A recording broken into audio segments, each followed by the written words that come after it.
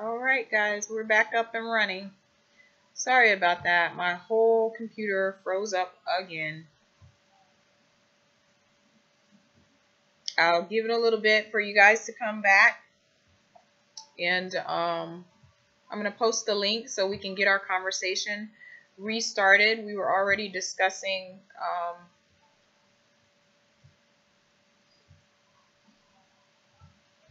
about living off the grid and what that's going to be like for everybody.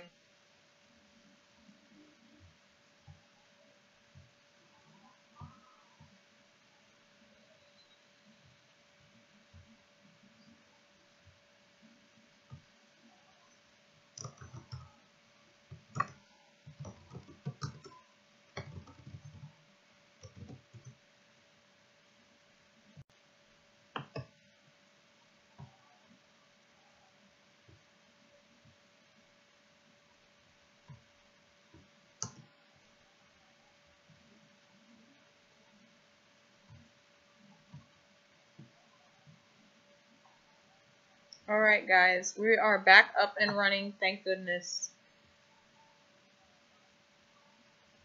I promise in the future I am going to get it together by getting my computer fixed or getting a new one.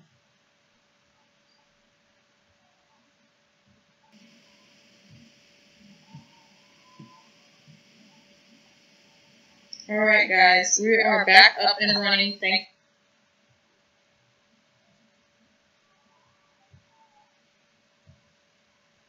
If you guys can hear me all right, we'll go ahead and get started again. And let's see. Let's get that fixed. There we go. All right.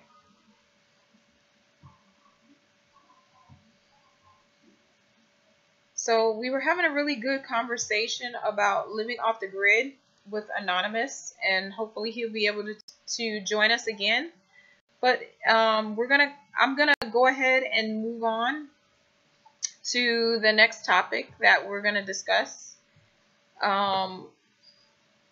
which is growing your own garden and what that's gonna look like, and how to start growing your own food. Some of the things that that I've been talking about that we'll want to start to do is trying to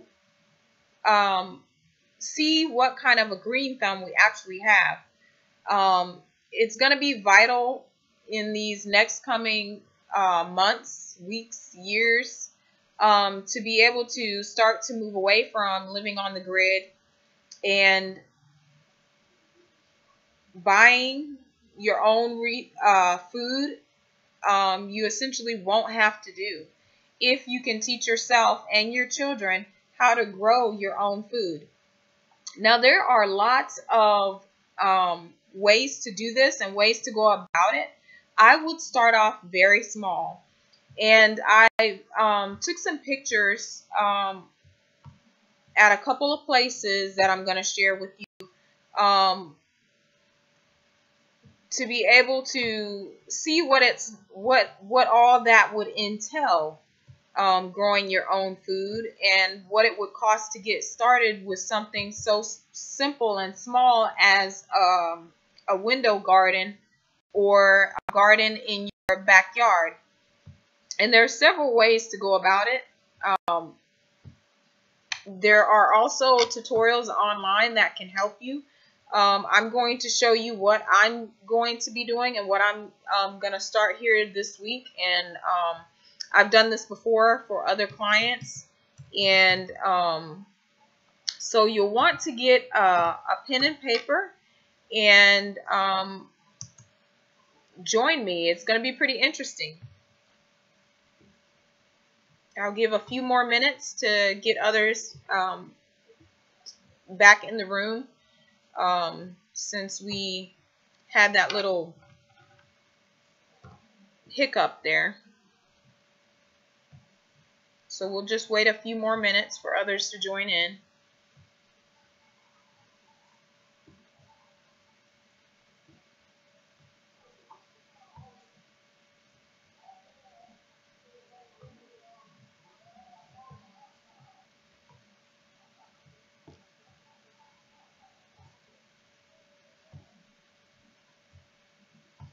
Can you guys hear me all right?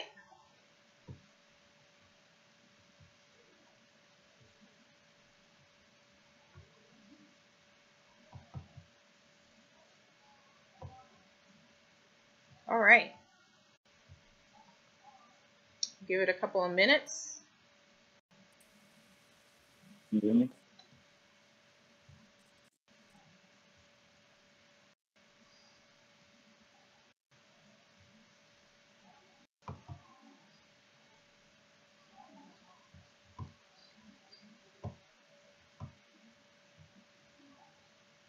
Hey, can you hear me?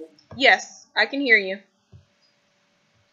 Oh, all right, cool. Because I don't hear you anymore.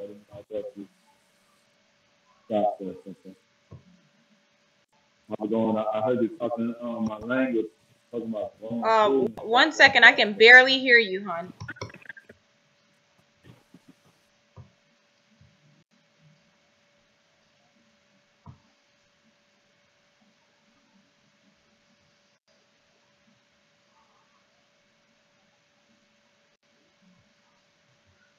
Okay, can you say something again? I'm sorry.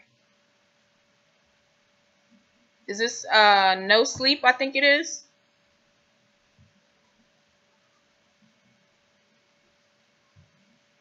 Hello? Hey, can you hear me now? Yes, I can hear you now, loud and clear. Oh, cool. So, I said, yeah, you were talking my language. I heard you talking about growing food and stuff. So when I saw the link, I said, yeah, let me pop out and Oh be yeah, a part of it. I have a whole little presentation that I'm gonna do here in a second. I'm just going to wait a few more minutes till we get the rest of our little crew back in here, since we had that little hiccup with the video feed. I was trying to get the Hangout straightened up, and for whatever reason, it just froze my whole entire get up. For whatever reason. The technical difficulties. That's a part of what we gotta go through as internet content providers, I guess. Yeah, and they're no fun at all. Kind of slows down the show and the stream when that happens. But I'm going to definitely invest in another computer, since I haven't gotten my old one fixed yet, just so that it doesn't keep happening, because this one is a rather small computer, and it has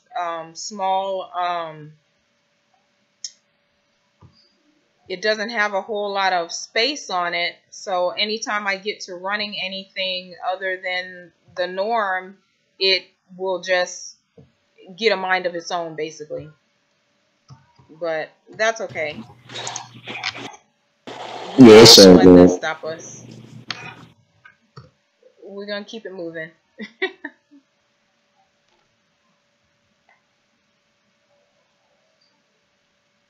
Let's see. I'm just pulling up some of my pictures real quick that I took today. I went looking for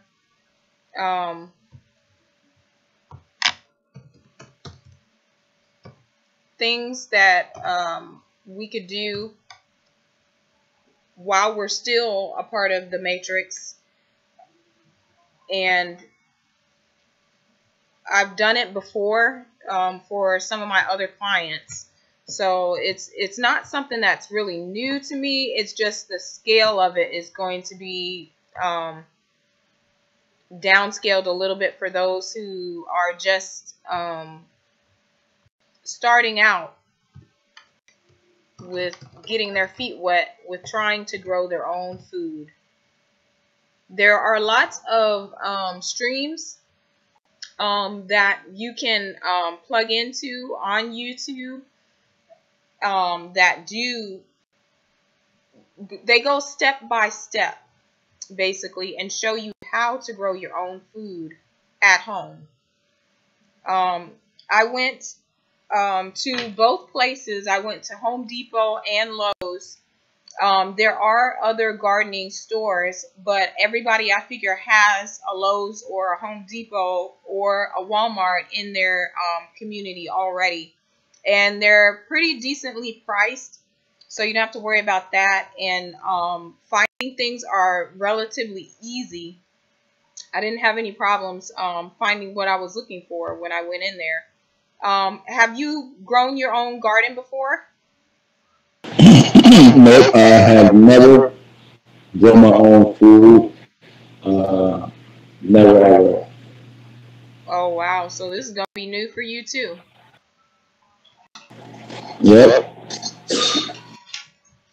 I mean, I had my cousin growing up in Brooklyn. It was rare that you would still see it, but it wouldn't be in the way we would normally think. But my cousin in Bushwick, she had a good backyard, and she would grow like tomatoes and small, stuff like that, peppers, a couple greens, small stuff. But and it used to be good. It used to be real good, but not in a mass scale. But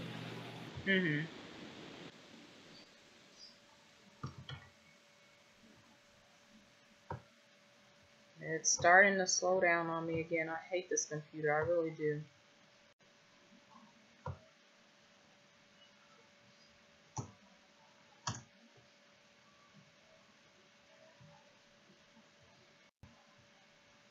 So how's your week been?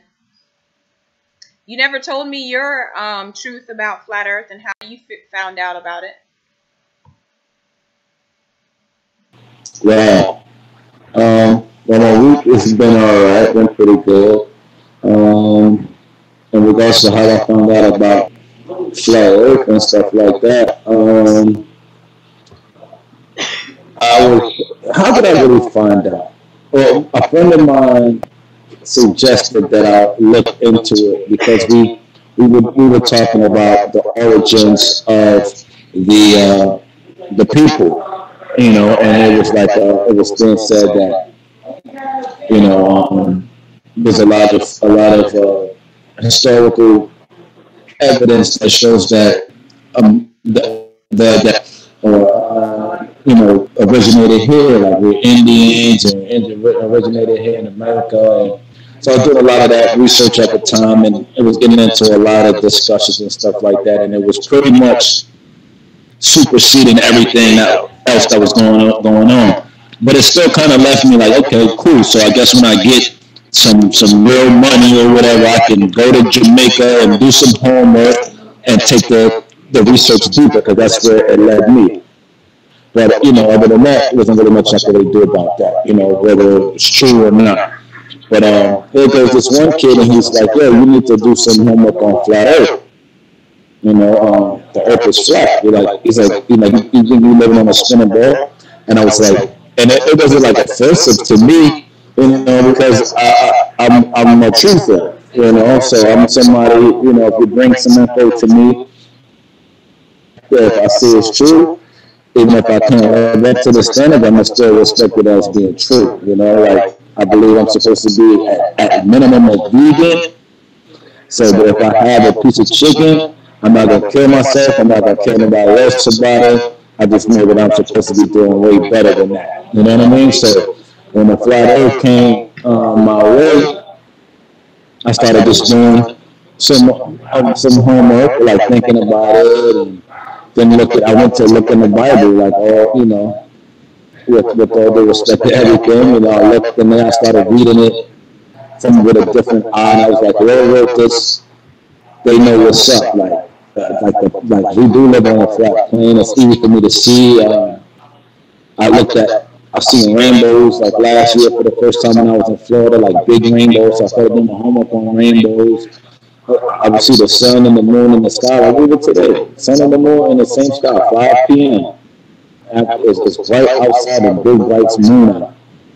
You know what I mean? And I'm like, okay, so everybody that's east of me, what are they seeing? That's at nighttime. Like, what are they seeing a moon or not? You know, so this is too many signs that led me to like really accepting it, and then really started to share with other people. I mean, even to the point where it brought me to tears. Like yo, we are there's a bigger picture here. Like this is a lot more to this reality than we can understand. But we at least have to that we are on a flat plane, so at least we may have the consciousness to start respecting this place. So we should know that there's something greater that could really like just make it worse. And not to say that we should fear that, but for our own benefit, like it would make sense to do the right thing, like what you're doing here, like we're talking about showing people how to grow food and stuff. So that's pretty much how I got involved, how I got to this point. That's awesome. That's great. For me, sharing my story, I never get enough of it because it's like it's new every time I figure out something new about what I've learned and what I know, with the flat earth, and it's just very surreal, absolutely surreal. Yeah, yeah, it's almost like it's kind of to me like on a spiritual tip too. Like sometimes I try to stay based about it and not get all spooky and goofy. But I don't know if it's my Aquarius nature or whatever to be all kind of spacey or whatever. But you know, to me it's like signs of being revealed, and I'm just trying to stay on point and understand what it's for, and spread the truth. When I can, where I can. That's wonderful. Have you been able to reach out to anybody recently?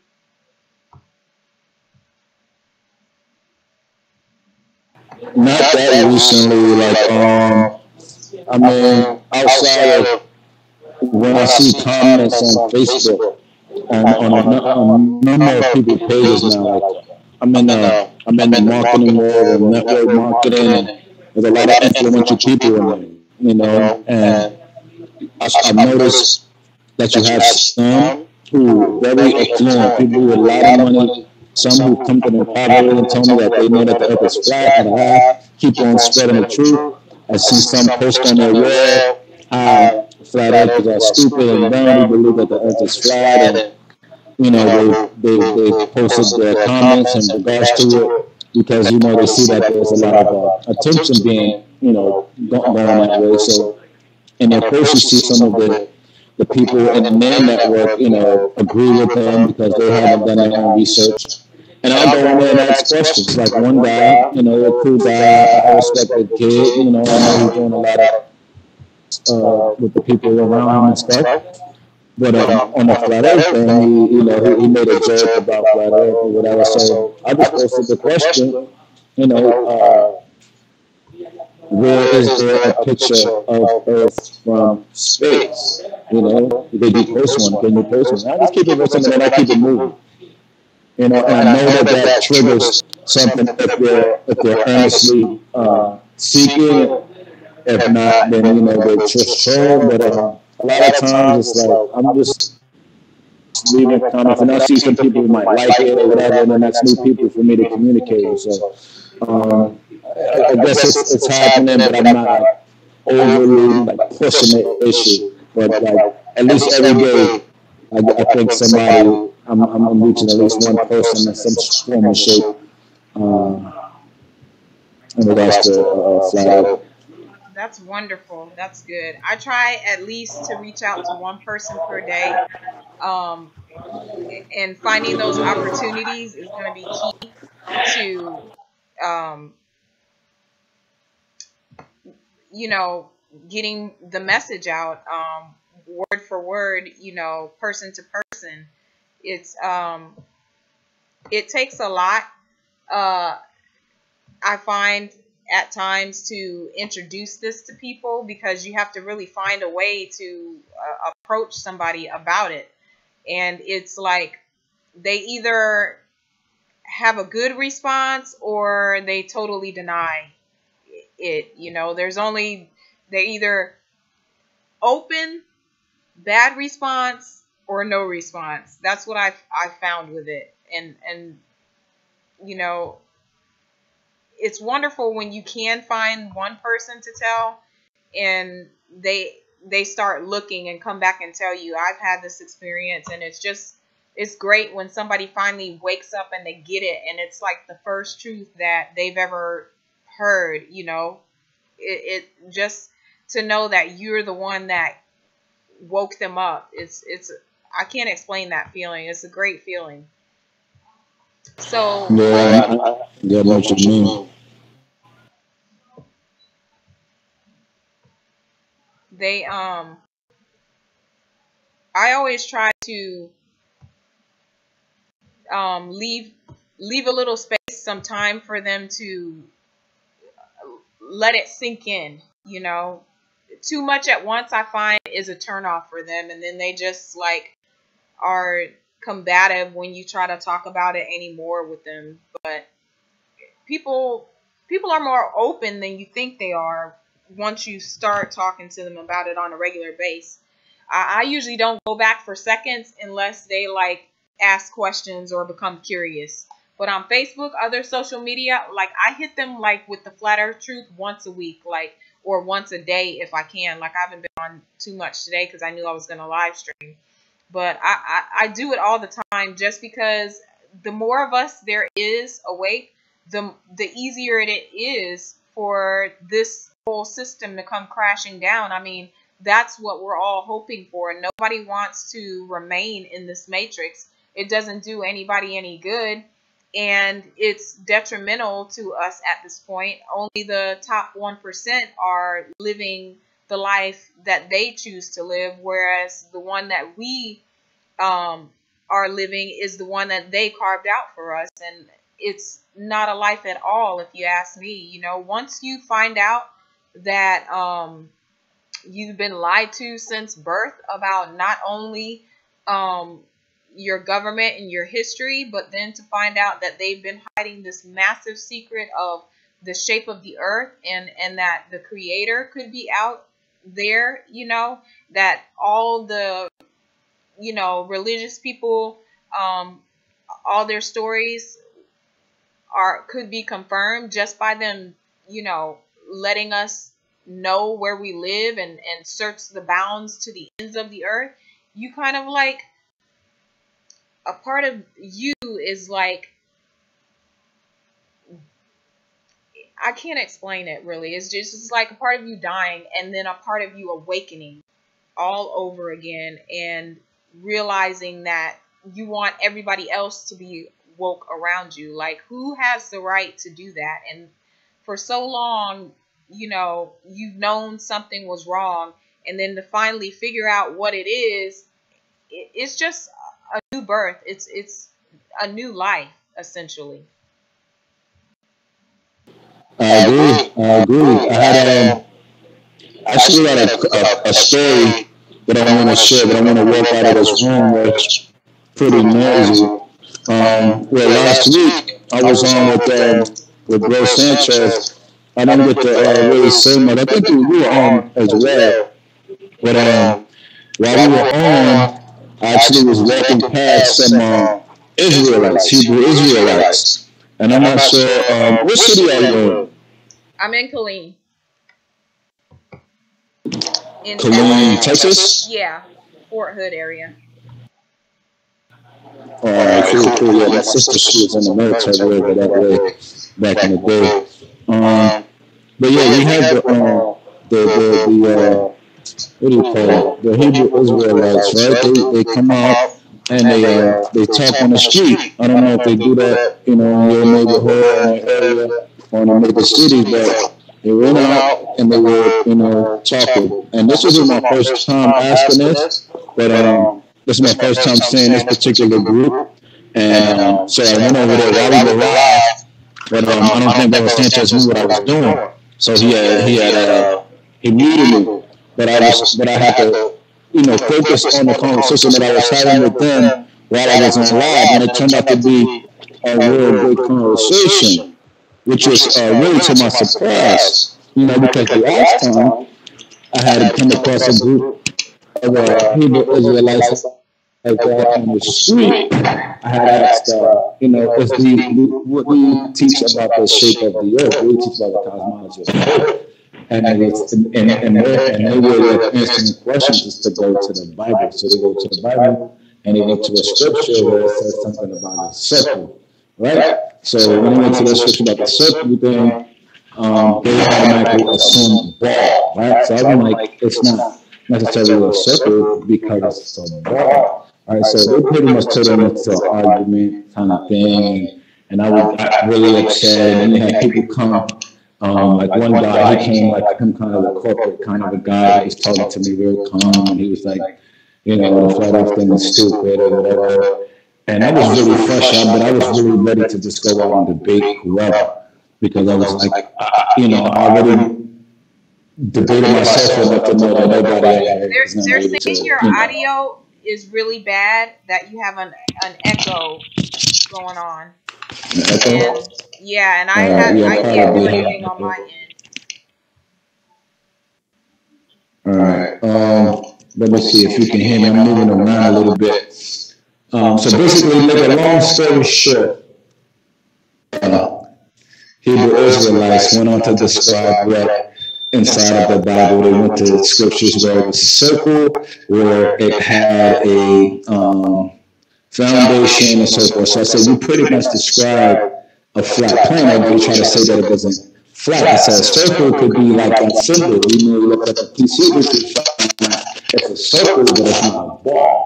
You understand? So it turned out to be like a really cool conversation, and then they went on to, try to indoctrinate me, basically. Like you were saying this thing, you were saying it while we were on the live. You said that the people in this religious sects, they might agree with it, but then they try to pull you in. So he kept trying to tell me, do I know I'm a child of Israel and this and that. I'm like, yeah, sure, that's all good. That's, it's all good, all good.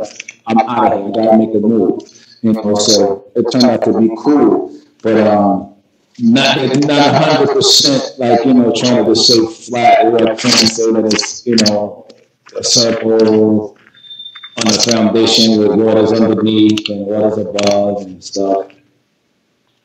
I'm like, all right, man, I'm not going to be hard on you guys. I'll just, keep it moving, And so there was another instance where an older Christian lady, she's passing out her pamphlets, and I asked her, I said to her, I said, is the earth a globe, like a sphere, like a ball, or is it flat like a pizza or pancake? She said, no, it can't be. She was, she tried to be nice about it, but she didn't know better. She was like, no. It's a ball. I said, it's a ball like they said in Job. I said, in Job, I said, it's a ball. I said, it's probably fitted with a circle, but it's not a ball. And so she didn't want to argue, but she like wondering where I was coming from. So I just went over close to her and I said, look, we learned that in school because she's older. She had to be at least 70, right? And I said, we learned this in school, right? They didn't teach us. God didn't teach that. That's man. And don't God say don't trust man? I said, in the Bible, didn't the Bible say that God made the lights for us? So why would they make the light for us if we got to revolve around a damn old light? And it just made sense to her. And she was like, oh, that's heavy. And it just warmed my heart. Like I felt so good inside. I was like, yo, mom, I'm going to see you later. I'm going to talk to you another time. And I kept it moving. So I let her go ahead and keep preaching her Jesus.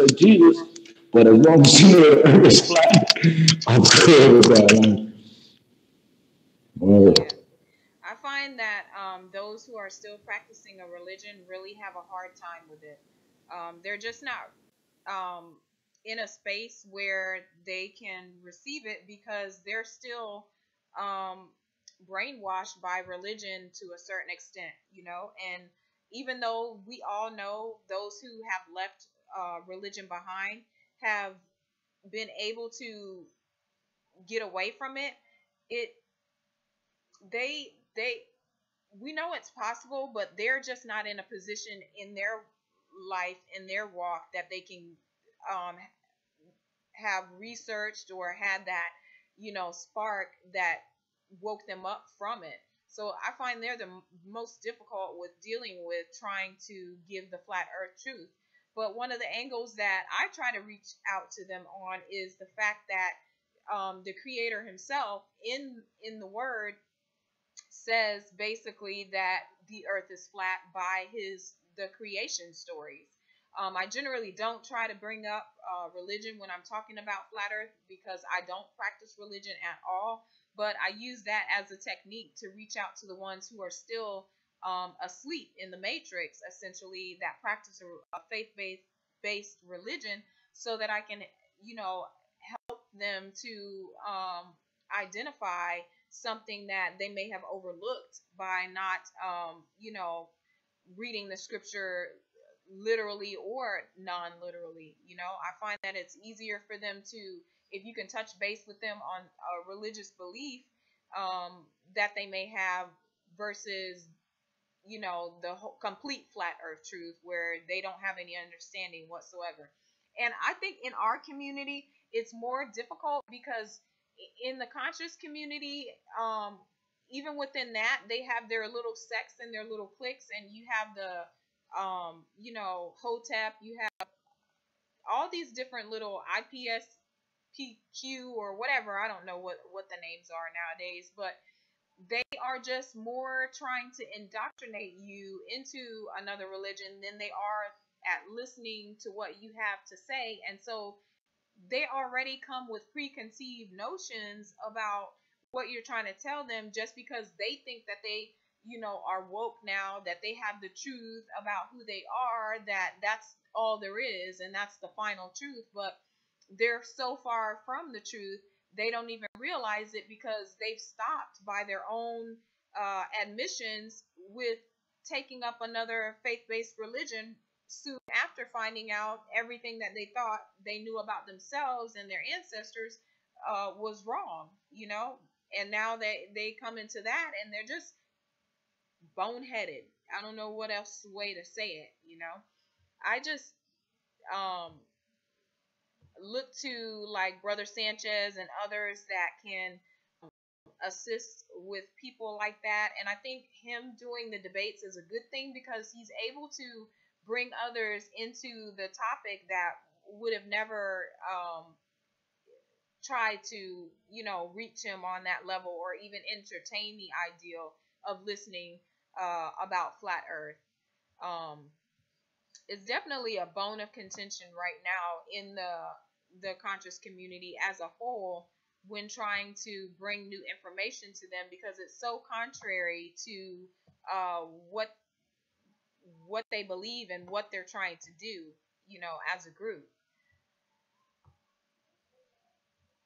Yeah, I think I believe that you're spot on with that, and I don't. I mean, that to me is something I don't want to accept as being true, because like I said, I'm out here in NY. You know, I was someone who was looking to really to break into that conscious community with Yeah, information. Like, the sidebar, the moon. I can still see the moon right now, and if I was high up, I know if I could probably see the sun. Another story, like the moon is literally like right above me. But I went uptown one day to speak to Sonetta, and he was playing chess. Out there on 125th Street where they usually videotape from, and he was just playing chess. He was just playing chess, and I didn't want to intervene and be like, yo, I got stuff that I want to talk about. But this is prior to Flat Earth. This is just me being someone who felt like what Dr. Sebi speaks about needed to be more pushed to the forefront. People like Dr. Africa, their stuff, Queen Afu, that kind of information needs to be spoke about more.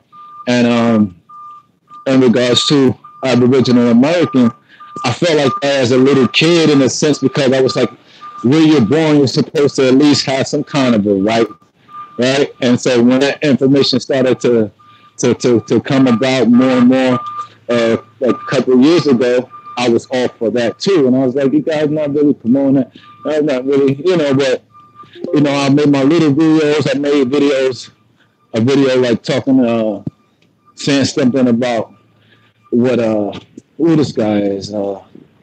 Inky. Inky said some stuff about fruits and vegetables, but he wasn't 100% right about it. So I made my little video, and he tried to shut me down and then try to ignore me. So they see what happens when you speak outside of what they speak. If you like mention them, or you put it out there to the community, and if you're not heavy, it's going to be hard for them to really acknowledge it. It's like a diss record in hip hop. If you're not big enough to have an impact, or diss the rapper, if there's like a big rapper, but they ignore you, then what can you do? You know what I mean? So I'm just happy, not happy, but in a sense, I'm like, here I am again now with Flat Earth, and I'm looking at this brother Inky guys and Ali Muhammad and Seti and what's this other guy's name who used to be with Malachi? Brother Polite. And I'm looking at you guys like, where are you guys? Like, I looked up to you guys. You guys are leaders in the community, speaking stuff, and I would share your info, share your content. Where you guys at? And I'm like, oh, I see what's going on. You're not really about that life, are y'all? And they're not. They're so engrossed with that community that they can't see anything else because, again, they don't want to have to give up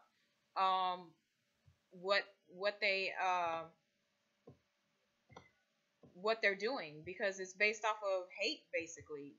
It's not based off of positivity, whereas we are being positive individuals.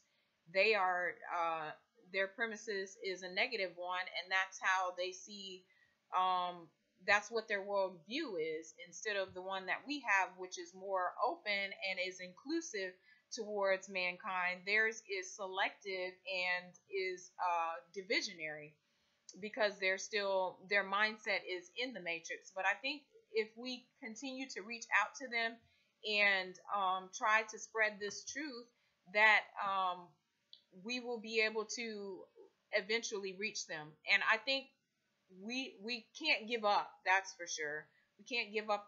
Can't afford to give up on anyone.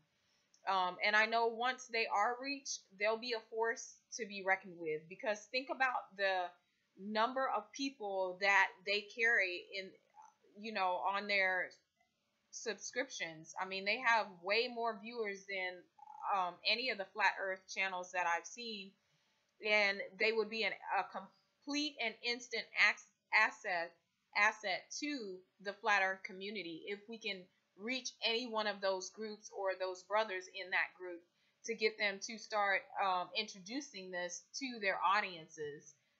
It's going to take some time, but if we're willing to do the work, I think it'll pay off for us in the end. So yeah, I agree. I agree. Yeah, I totally agree. What was I gonna say?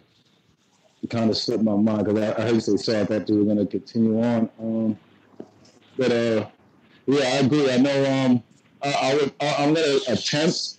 I know I've said it a lot, but I'm gonna go uptown, and I'm gonna. And the reason being is because Sarnetta did say on one of his live streams that he would reach out to Brother Sanchez and set something up and this, that, and the third.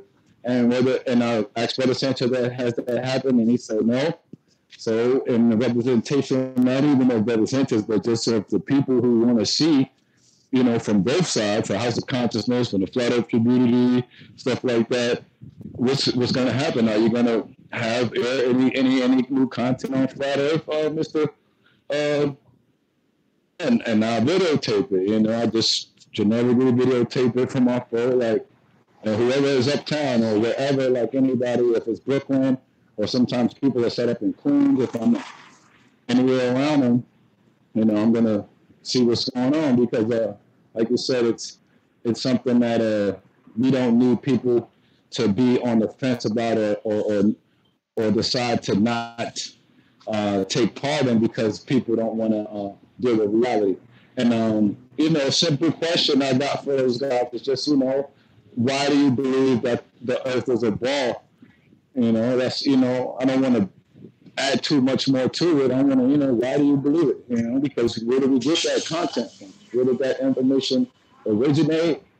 And could you provide a picture from space? Have you seen any photos that proves? Because in the conscious community, are we all talking about show and prove? Where's the show and prove in regards to the Earth shape? If you believe it's a globe, let's prove it and with a real picture from whoever is, in charge of this globe society, bring forth the globe picture, bring forth a curvature imagery, something official, not CGI, and we can see where we go from there. Right. Yeah. So now that the Earth is flat, I guess we can really grow some food and stuff. We know how to utilize the sky and stuff, right? Like the seasons better, and you know what I mean. It makes all sense. Everything is in alignment. Yep, it sure is. So what I'm going to do right now is go ahead and have you mute your mic so we can cycle through these pictures. I'm going to share my screen, and we're going to look at the few things that I did pick up today as far as growing. So we're going to take this journey together. It's something that we can do to in the meantime, while we're trying to figure out the best ways to go through each town. And we can work on this every week, 2-3 times a week until we have concrete information in each state that we're in. And we'll develop a database of places where you can start to move away and live off of the grid. We'll need to compile this information so that new flat earthers coming into the movement can have a smoother transition than what we're having. So we're kind of like the guinea pigs in all this. I'm going to share my screen real quick and so I can show you guys these pictures and some of the things that I've done.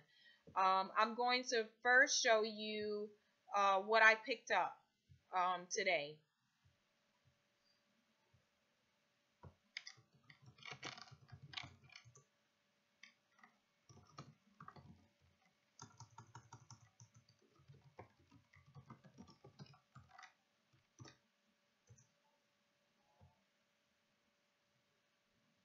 So let's get started. So the first thing is not being intimidated by starting to grow your own food. It seems like a lot at first, but at the same time, it's really not. It's simple. You'll either have a green thumb or know somebody with one.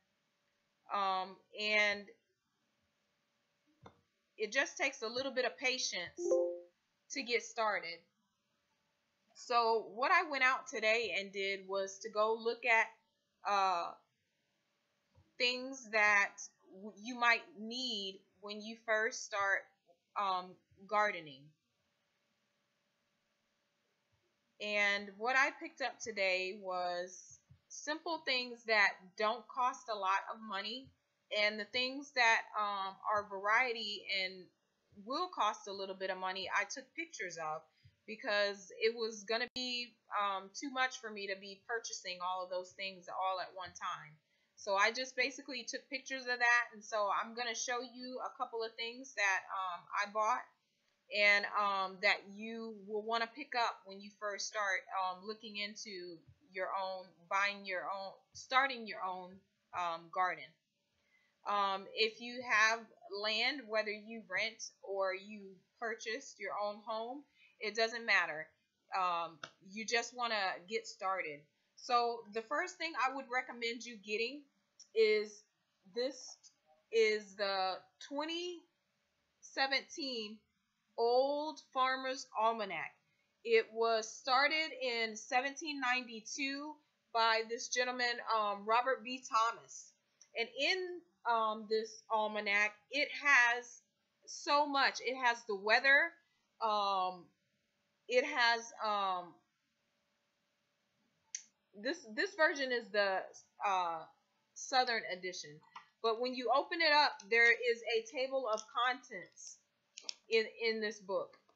And so it has an astrological glossary in it. It has a 3-year calendar. It has the tides. It has time corrections in it. It has rivers that run in the mind. So it talks about fishing. Astronomy. It has the eclipses. It has bright stars. It has the twilight zone, meteor showers, and the visible planets. So you can get all of this. This is really a great tool for flat earthers because you can follow all of the seasons and confirm for yourself with binoculars and telescopes exactly where you are on the plane, as well as keep track of the star movements in relation to you being able to grow your own food. This is a really good thing to have as a flat earther because you want to start to be able to read the stars. And it was given to us by the Creator, and it's a way to live by.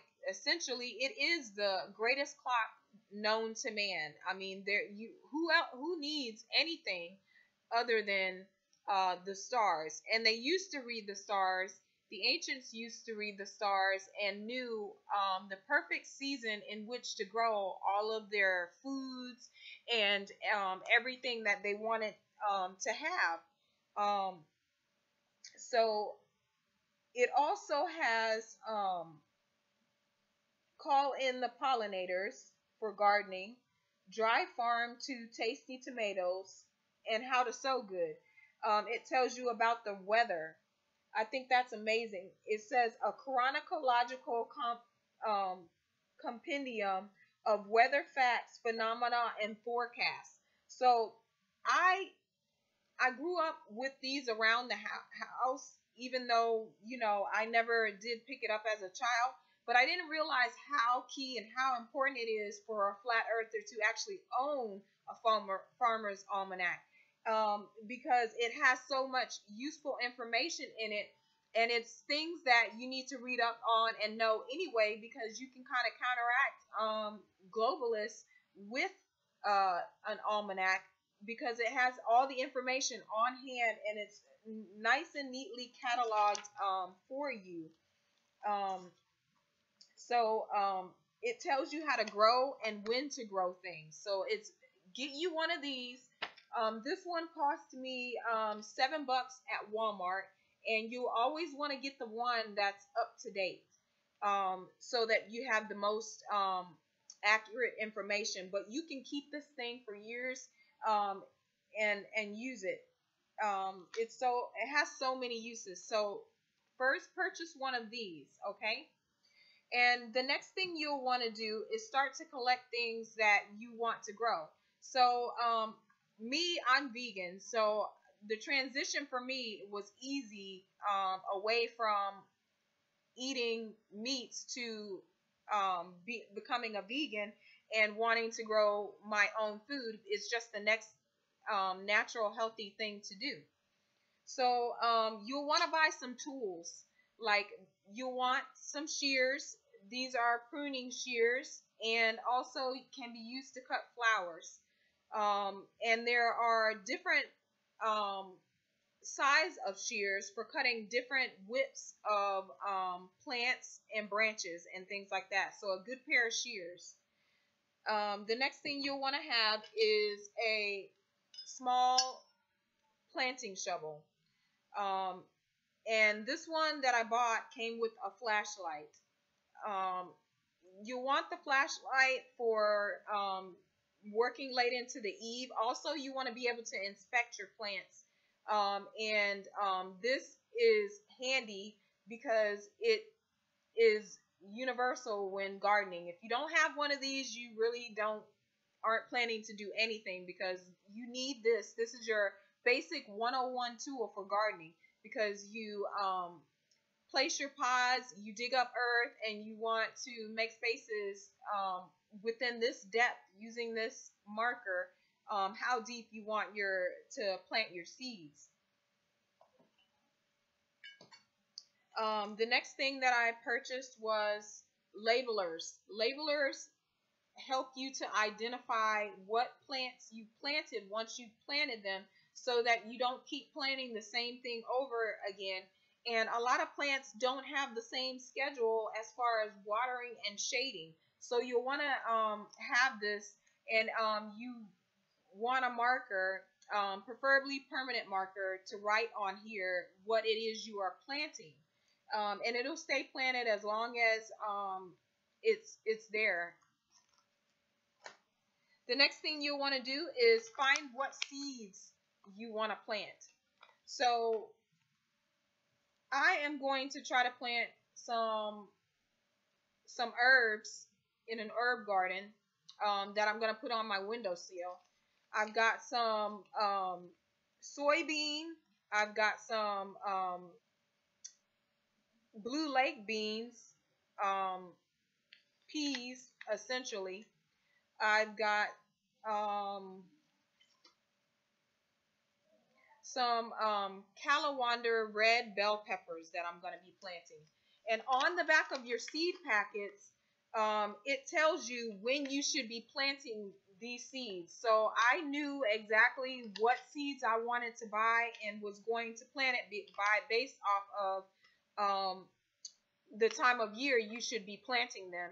And then on the back of here is how long it will take to yield that crop. All of these seeds packets, you have to germinate. So it'll say to soak it in water overnight for 24 hours before you even attempt to plant these. And it'll tell you how long it takes to germinate, 6 to 8 days, as well as the sunlight and things like that. So this works hand in hand with your Farmer's Almanac. And the easiest way to do starter gardens is to buy these little peat pods. This particular brand is a Jiffy brand, and it's greenhouse, and it comes with 12. This only cost me $4.99 at Home Depot. They come bigger, and I'm going to be showing you some pictures of what those things look like, the larger ones. These are starter kits, so you won't need to do anything to them except soak them, plant your seed in them, and then wait until they reach about 2 or 3 centimeters before you replant them or plant them outside. They really do the work for you as long as you give them sunlight and you don't let them draw out.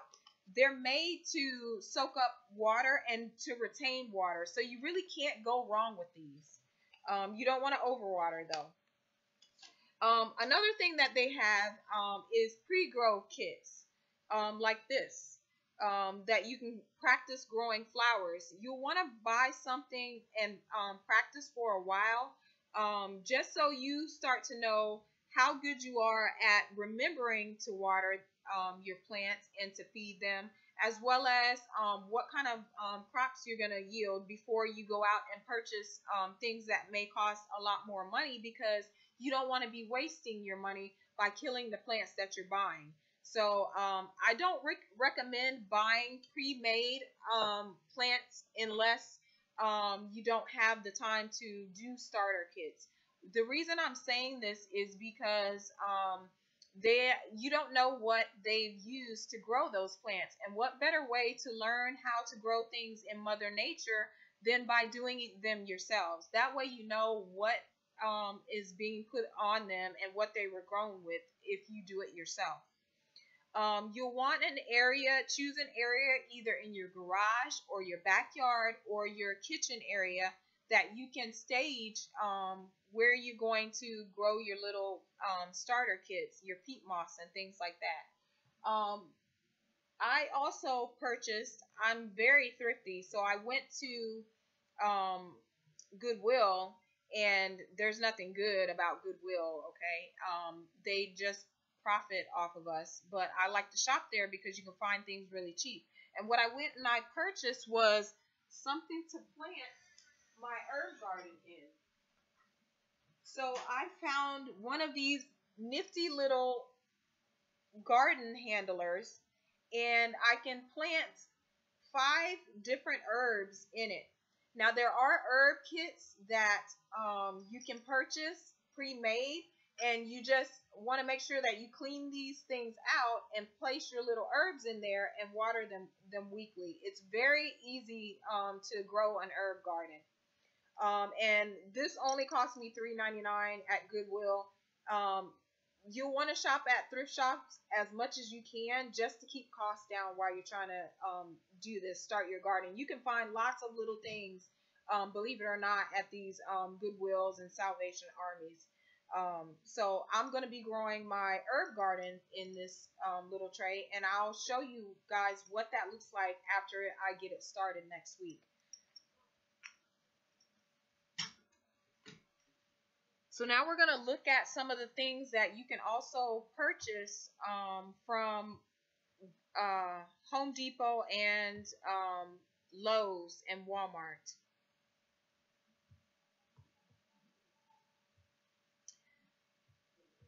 Give me a second to share my screen real quick.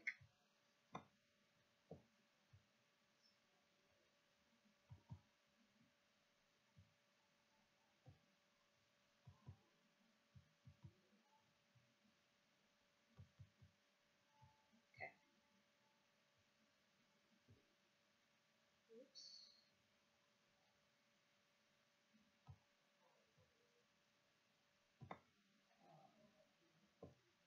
Do that. Damn, I'm having all kinds of trouble today.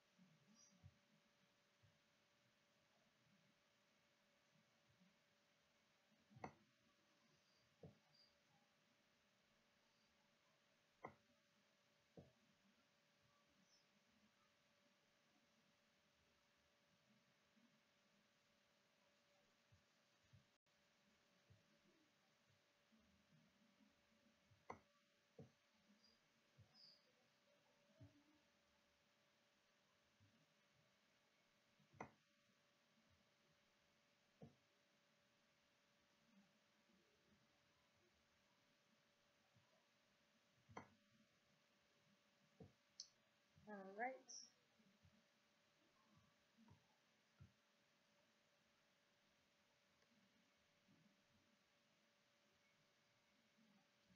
let me turn on a light here. I'm starting to lose my daylight.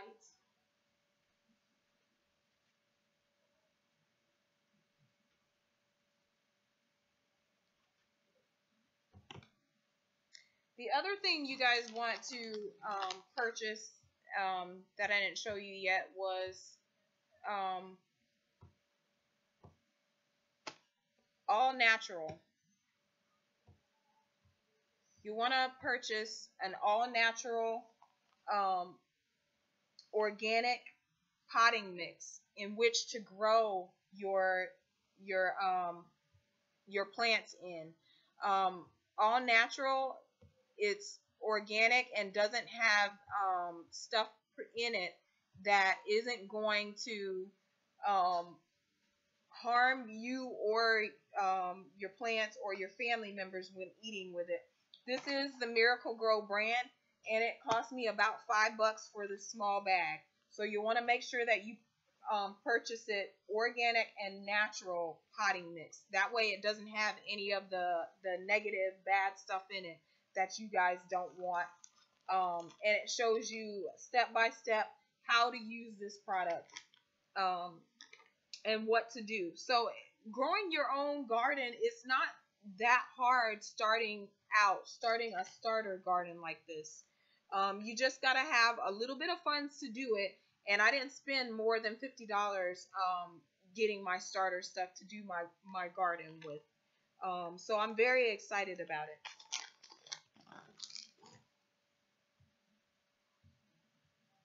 Let's see if we can get these pictures going now.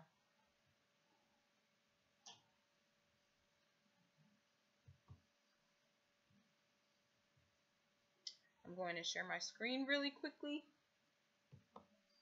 Hopefully it doesn't crash again on me.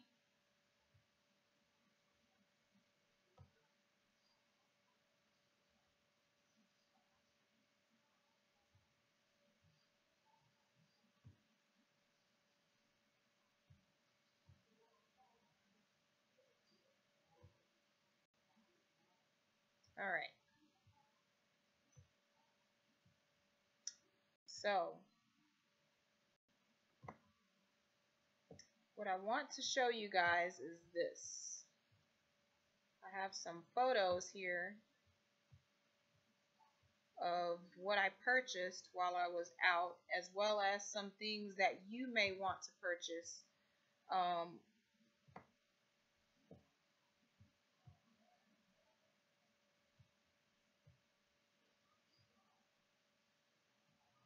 see.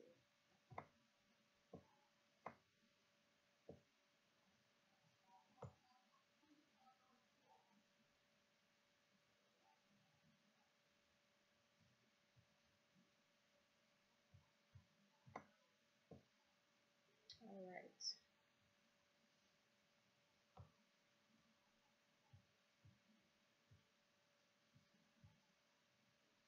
Let's see.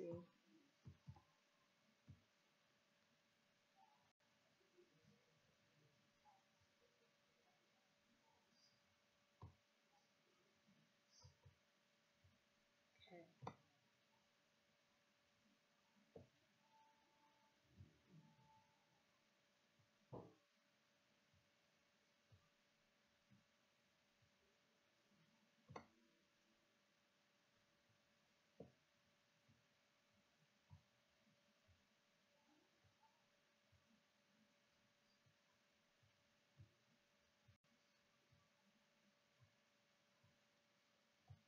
I don't know if you guys can see it yet or not.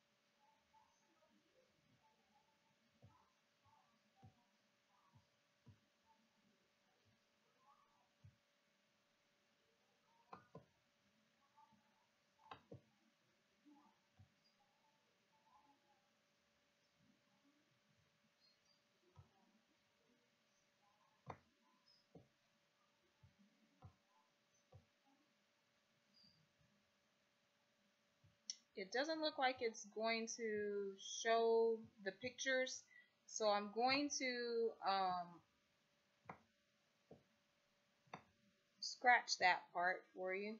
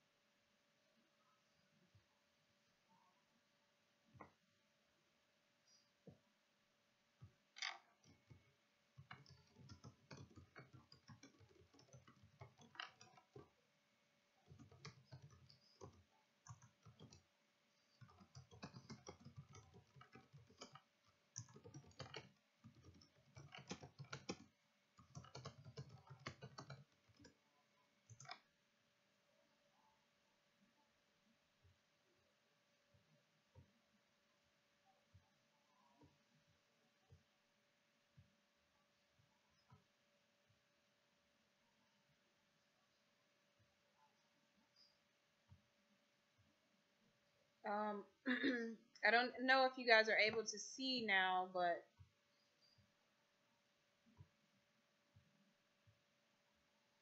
you should be able to see the pictures that I have up here.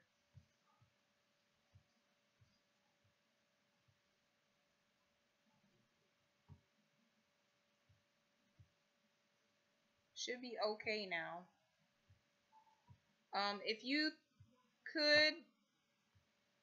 If you can see what I have here, let me know, guys.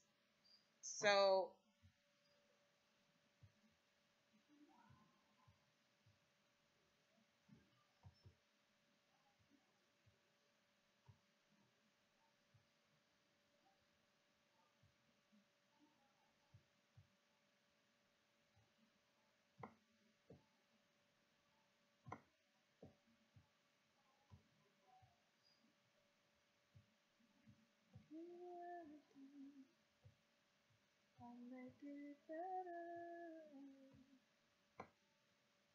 all right.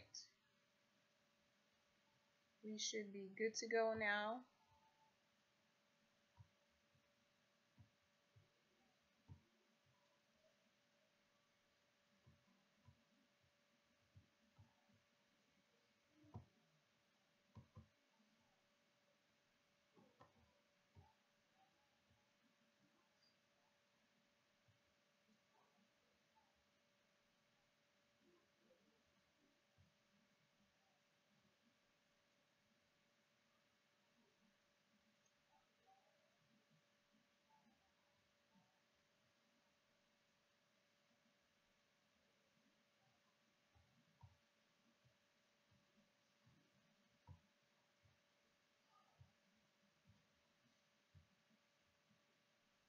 All right.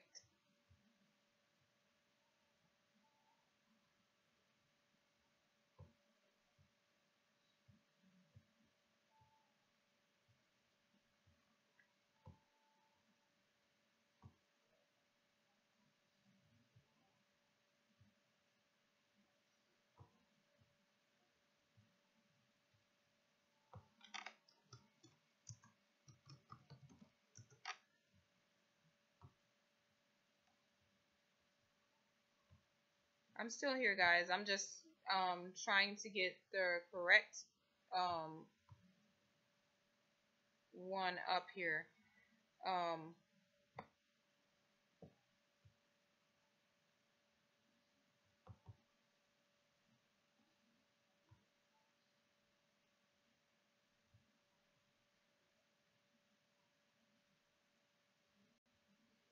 There we go.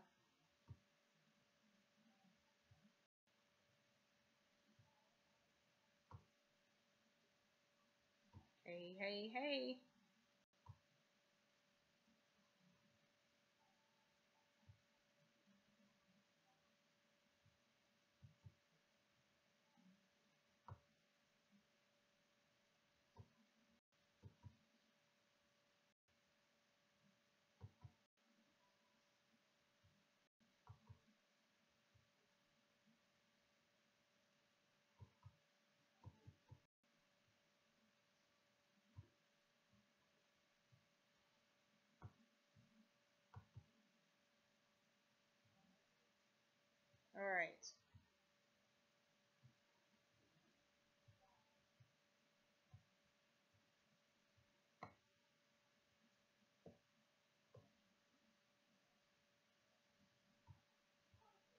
So most of these pictures came from Lowe's and Home Depot, and a few of them from Walmart. This right here is called Super Thrive. It is for you to use in conjunction with watering your plants. So you'll add this to it, and this will essentially feed your plants the entire time so that you're getting good return on what you're growing.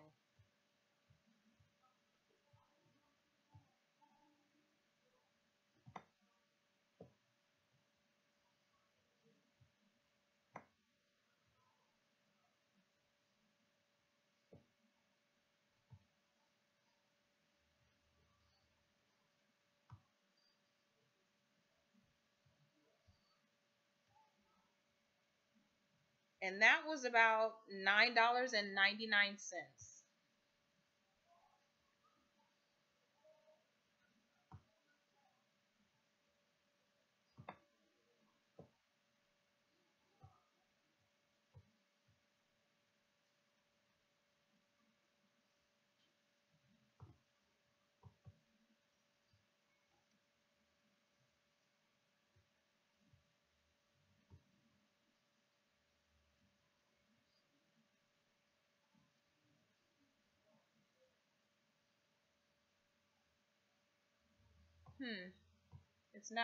It's not going to the next slide for whatever reason. Let me see if I can pull up another one of these for you real quick.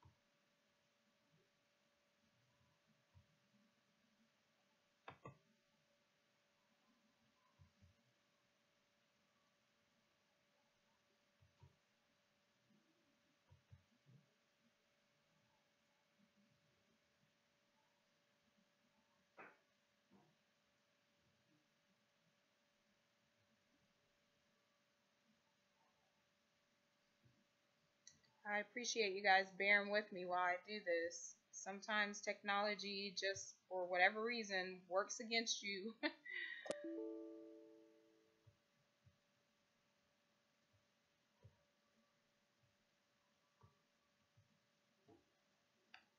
This was another brand of organic grow. Again, you'll want to use organic so that you know what's in it. So you can read the ingredients on the back and know exactly what it contains. So you're not getting anything that you don't want in your food as you're growing it.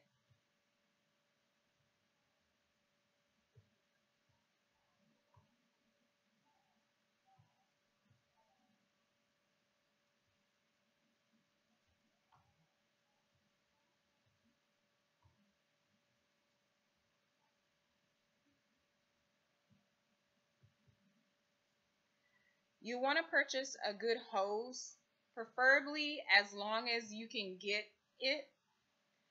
This was a 50-footer for $23.98 at Home Depot.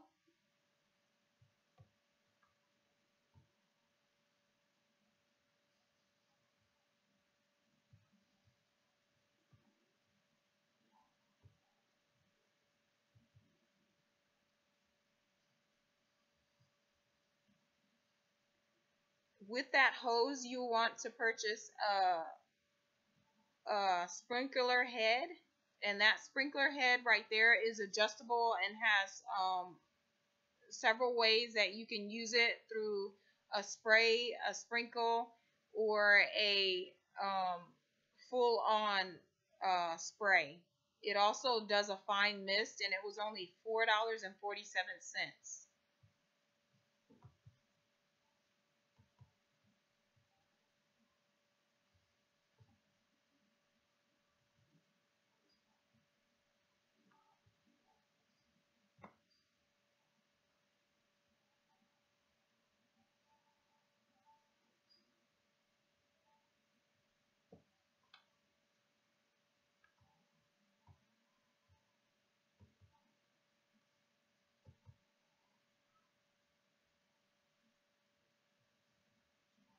The next photo is of a good shovel. It was $5.98 at Home Depot.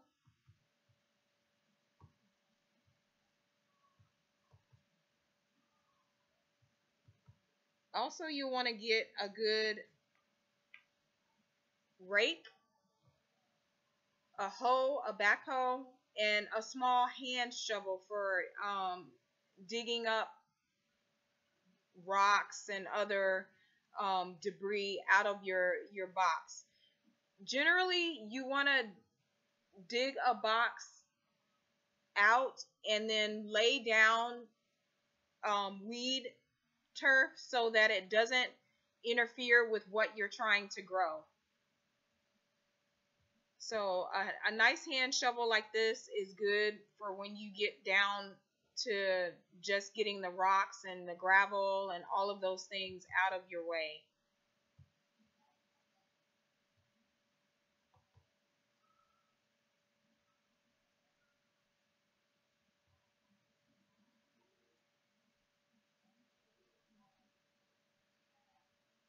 This was a three-pronged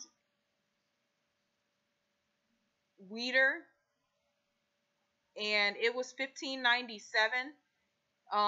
This will help you to tear up grass and other things that are in the way of your clearing. You want to clear an area the size of 10 feet by 10 feet at the back area of your yard, or where there is going to be shade for a part of the day so that you don't dry your bed out.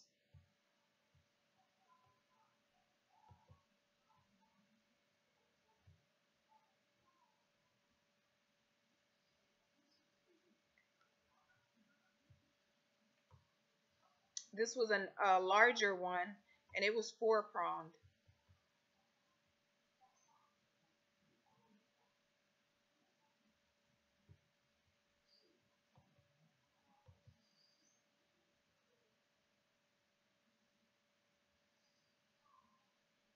This is a rake. It was $14.97. Rakes are good for getting rid of leaves and little grass and debris after you get your area cleared out. It was $14.97 at Home Depot.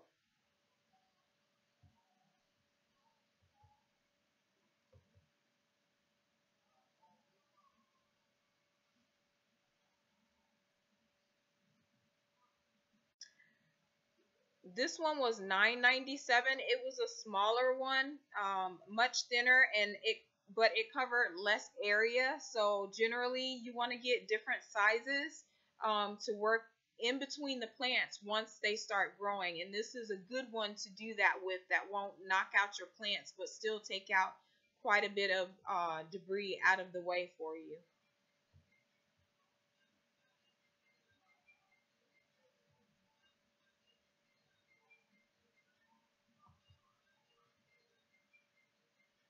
They also had planting beds and things like that. Um, this one was a 10.5 by 7 inch bed, raised bed. I think raised beds are the way to go. It was $88.77, but there was one for much less.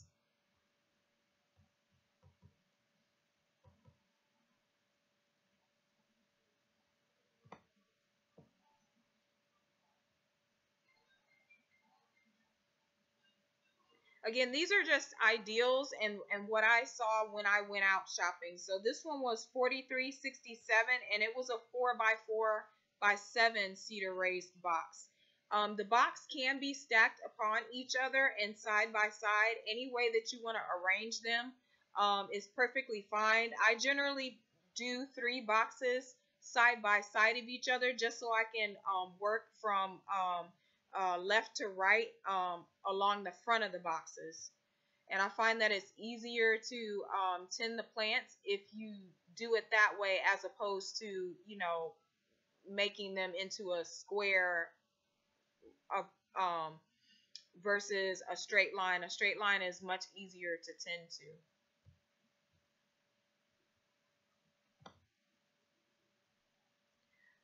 Speaking of collecting rainwater, they also had the ability for you to do that. And here in Texas, you are allowed to collect your own rainwater. There's a penal code, and it's actually encouraged.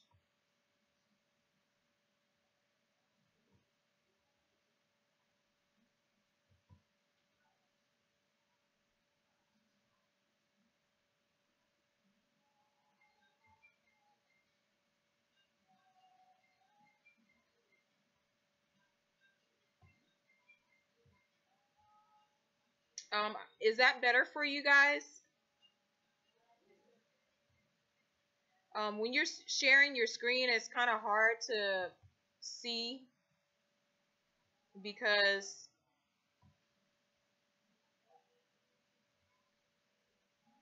let me know if that's any better for you guys.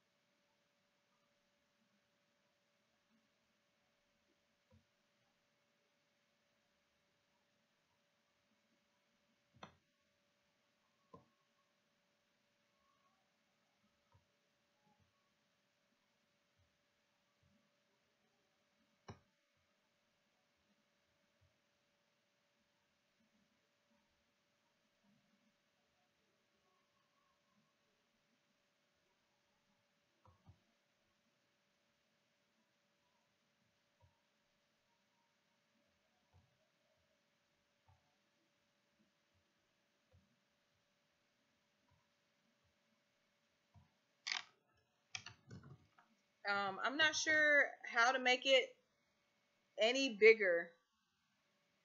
And OBS doesn't allow you to use theirs. You're just basically inputting it prior to turning OBS on. So once you've got it going, it's kind of hard to change or fix anything while you're streaming. You can only fix or make things bigger in the studio mode, and that is before you start streaming.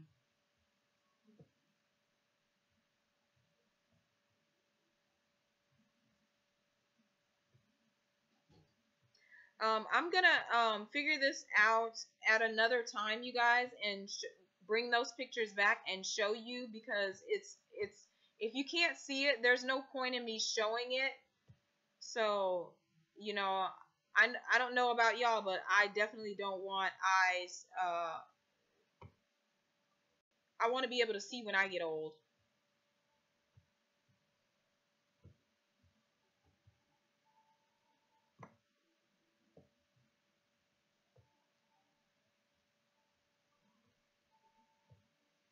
So yeah, I'm gonna save that for another time, till I can figure out what's causing that issue for it to be small. Using Hangouts in conjunction with your OBS system. It's either or. You know, you either stream through Facebook or you stream through the Google Hangouts, and it won't let you combine the two. Only enter it in when you first start doing it, which makes operating the system hard if you only are working from one computer. So I apologize about that. I apologize for all my little glitches today.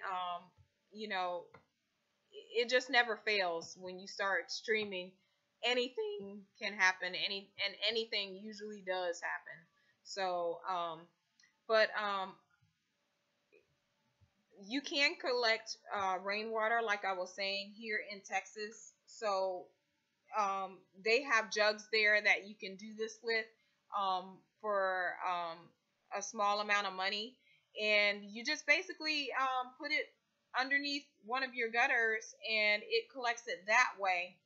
And it has a filter and a nozzle on the bottom for you to be able to empty it and use that water. And that's a great way to water your plants as well as use water for yourself.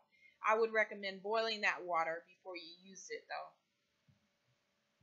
though. So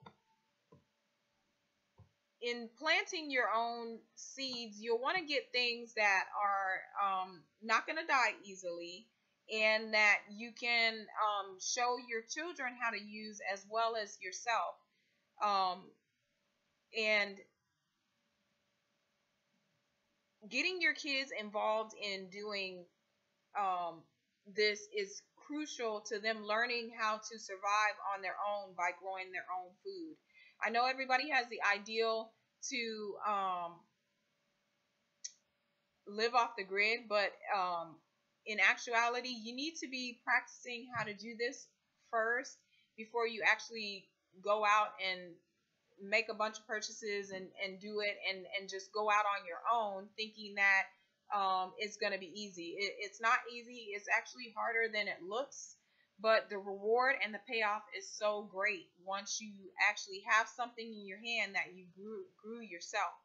So first thing is purchase some little garden peats like this, pods. Germinate your seeds. You need to soak them for 24 hours before planting them. Once you plant them, you want to wait until they're about 2 to 3 inches tall before replanting them either outside or in a larger planter. Plants don't generally do well when you disturb them all the time, but you can do it, I find, 2 to 3 times during their growth season without it stunting them or them having a big issue. Again, the almanac, you're going to want to sit and read through that and get familiar with it. It's going to be our new best friend when talking to globe heads, because you're going to know a lot more than they do using an almanac.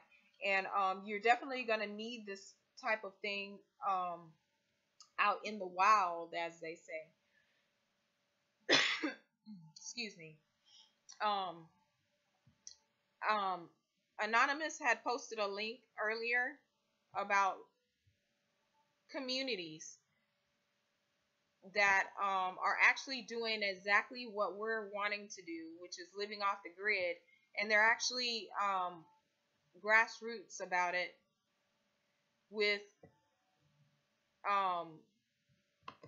thanks for that link, by the way, with being able to stay off the radar, so to speak, and live free from government control and crazies, and from the matrix, from people who do not know what's really going on anymore. They're just out of touch and they haven't been woke yet. And if you're anything like me, you want more woke people around you. So I think that's great, and we ought to look into that. And I'm definitely going to look into that for my next stream, so that I can bring you guys that information for those that don't have a lot of time to actually look into that. So I want to give some shout outs to a couple of channels that I often go to and am a part of. And one of those channels is Brother Sanchez. channel, and it's Bro Sanchez Live. He has a lot of different discussion topics, not just flat Earth, going on his stream. And everybody's welcome. That's why I love joining his panel, because you get a wide variety of different people talking about flat Earth and other subjects that are pertinent to this movement. And he's very open. And I would say his stream is for adults, really, because children listening to that stream may get more of an education than you want them to have. I really enjoy going on his panels and talking with people and expressing our ideals. The other channel that I'd like to shout out to is IPS, because he's really forward in the movement, and he's getting a whole bunch of people to go the same direction to get things done as far as getting flat Earth out there. There's no drama on that channel. I'm a part of the Wrench Squad over there, and I really just enjoy talking about flat Earth. And if that is one of the things you're focused on, and you like activism and taking action, his channel is a great channel for that. Another channel that I'd like to shout out is the Hori Sheet Show's channel. I'm probably not saying that right, but he covers everything that's going on in flat Earth, and he does it openly and honestly. So sub to his channel as well. I'm not sure about when he goes on or how you make it on, but he's really honest about what he puts on there. I find it funny and entertaining. So if you want to get caught up with what's going on in flat Earth and in the community, definitely want to check out his news channel. ODS, as always, he is really good for people who are first finding out about flat Earth and coming into the movement. So you want to sub to those channels, as well as Dread. Dread's channel is You've Been Exposed. And I will put those links in the description for you guys. His channel is anything goes, basically. I love joining his panel. It's always refreshing, different every time I go on there. He definitely is very entertaining. And you don't want to get body bagged on there. There's a lot of live debate, and it's really a good channel if you want to get your feet wet in this community about debating globalists who still think the world is round and that we're spinning around on a globe, a ball, really.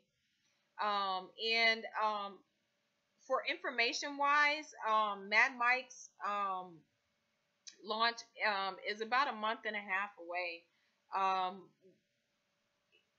really want us to start supporting that. I put the link in the description for you guys, and he's going to launch a rocket that is going to go to the Kármán line, and then he's going to shoot himself out of there and go even further than that. So I think it's amazing what he's doing and what he's trying to do. And so if you have the ability and the extra funds to be able to support that, the GoFundMe page is actually in the link. There are other links in the description for those specific channels to be able to subscribe to those channels. You want to subscribe to as many channels as possible so that we can stay up on what's going on in the community and be as present and as active as we possibly can in supporting getting this message out to as many people as we possibly can. I think it's great, the strides that we've made so far.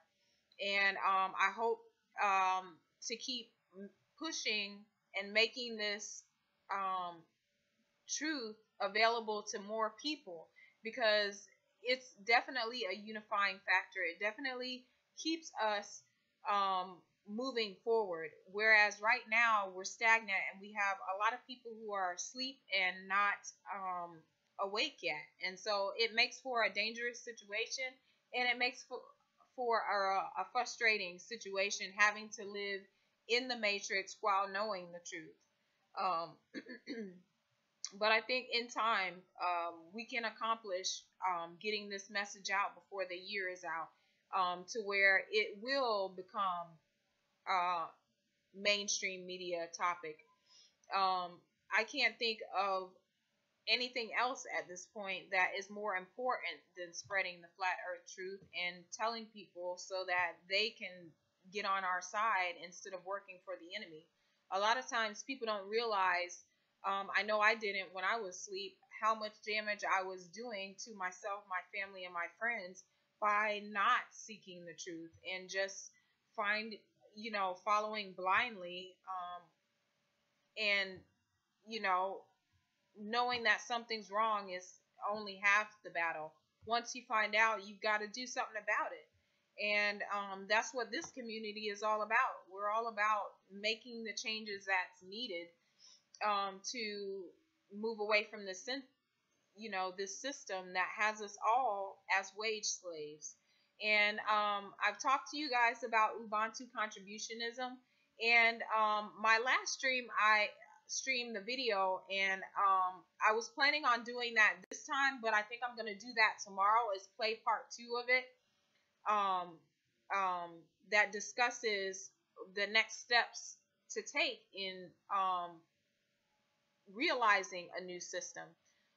So, we've talked about schooling for children and what that's going to entail and what that's going to take. And Anonymous gave us a link that we can research and look in our areas for people who are already doing what we hope to do, which is living off the grid. But in the meantime, we'll try to grow our own gardens. So I really want to see what you guys come up with, what you're able to do in the next couple of weeks as far as getting your starter kits together and gardening. I do have a GoFundMe account set up to receive funds for ads and all sorts of things that we want to do in the community. So that is also posted in the description link. So I think that is a good first step, is starting to do a small garden yourself and starting to get yourself prepared and get your family prepared. It's a great way to teach kids how to grow things from scratch, and they can see the benefit of that. And if you grow them up being that way, they won't learn anything any different, and they'll always be in the know as far as that. So make sure that you're sharing this with your children, your spouses, your significant others, and those that you love. It's very simple to do, and it's something that we're going to keep doing as a process as it goes on. So I'll do my little starter kit, and I want you guys to do the same too. And by the time we come together, we will show each other how we're doing as far as getting that together. I'm really excited about my little starter kit and getting started.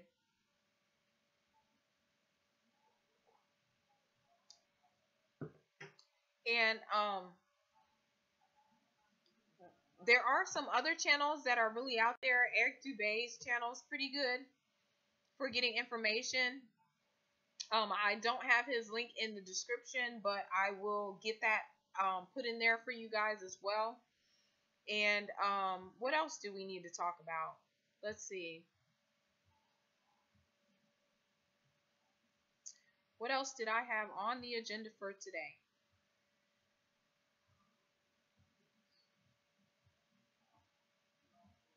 I think I pretty much covered everything, despite the little hiccups.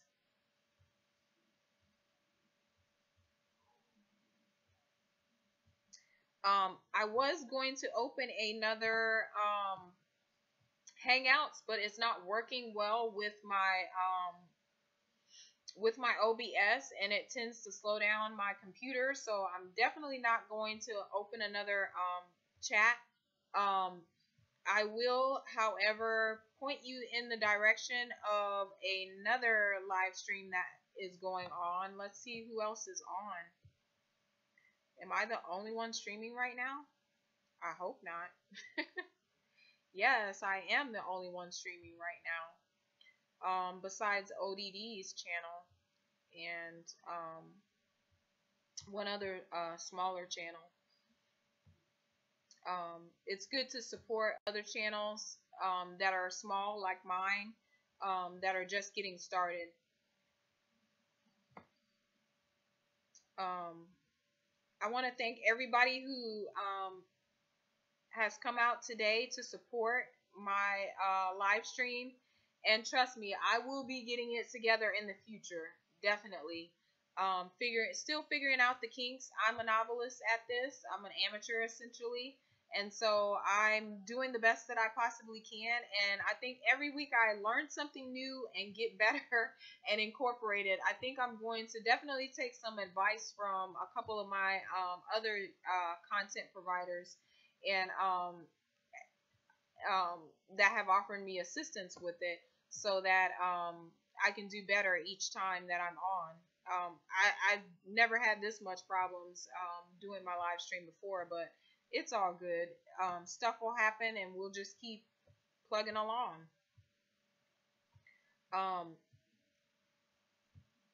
The other thing that I wanted to talk to you guys about, I started talking about it earlier, that flat earther, I don't even know if the guy is a flat earther, to be honest, that made that video about other flat earthers and what their streams were about. In this community, no one's perfect. No one's a leader. We're all leaders. We're all out trying to spread the truth. And I think you do the community a disservice when you talk bad about other content providers that are on the flat earth platform, because it not only distracts from what we're trying to do, which is give the message to the masses, it brings the community down. It's more hurtful than you know. And I really want to discourage anyone thinking about doing that in the future. It's not worth it. And what I want to do is call upon other flat earthers to ignore and don't spread or don't talk about streams that hurt the community. We don't want to give them any airtime. They're just there as a distraction. Anybody taking part in that is not really about this movement. You know, they're about bashing people, and we don't have time to bash people. The only people we should be bashing are the elites, the powers that be, the people that are making our lives miserable and making everybody wage slaves. Those are the people that we should be bashing. We should be bashing the opposition. We should be trying to convert them to our side, because we know that our side, there's truth. Things are proven with observational proofs. The science adds up on our side. You know, everything that we are trying to do and show and prove can be proven, not only with your senses and yourself, but the earth itself is saying, hey, you know, pay attention. I'm flat. I'm not, you know, I'm not round, essentially. And so we don't want to give air to those that are talking, you know, poorly about other people in the community. I don't care what their intent was in the end. You know, it was completely off, and it was only attacking certain channels. And I found it to be divisive in nature, and I find it to be a waste of time. And I really am calling on those that watch my channels that are regulars to not even support channels like that. Don't even sub to channels like that. And we're just going to keep it moving. Every content provider, everybody that's on the Flat Earth platform has something to offer. And if a stream is not for you, then find another stream. There are so many streams out there now. You're bound to find one that fits you.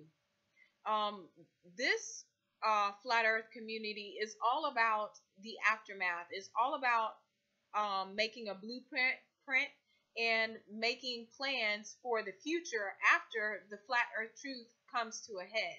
So we are about community. We're about touching base with each other, letting each other know that we support each other, that we're here for each other.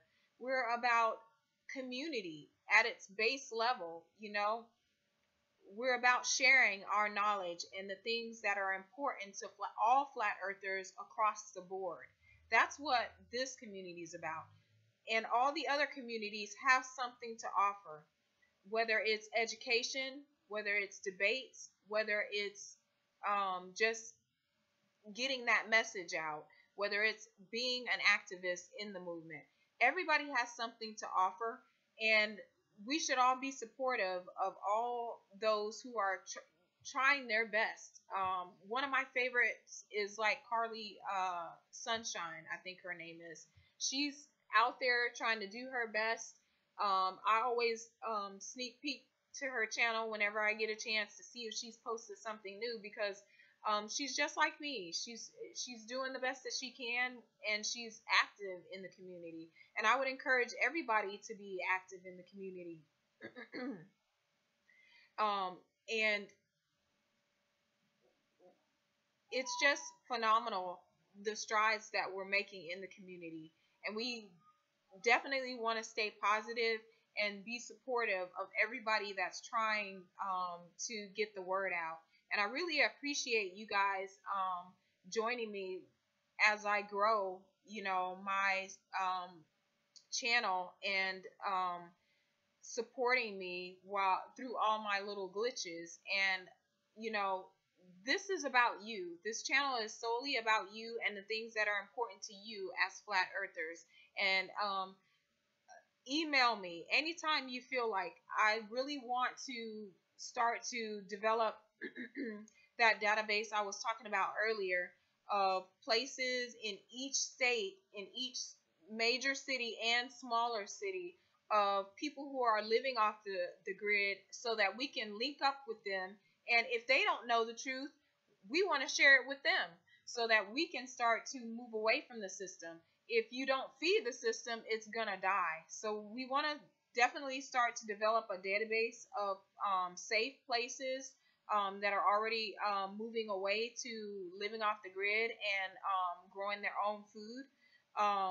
And you can email me. My email is in the description box for that, but just in case, it's SIBERSSY03x@yahoo.com or Gmail or any other mail place. I use the same one on each one. Definitely anybody who's an educator who knows about developing home education for K through 12, I definitely want to be in touch with you, because we need to come up with a curriculum that works for flat earthers, that doesn't include things that we don't want to teach our children. The whole point of taking them out of public school is so that they don't learn and get indoctrinated the way that we were, and so that we don't keep birthing children into this system and send them back only to be re-indoctrinated.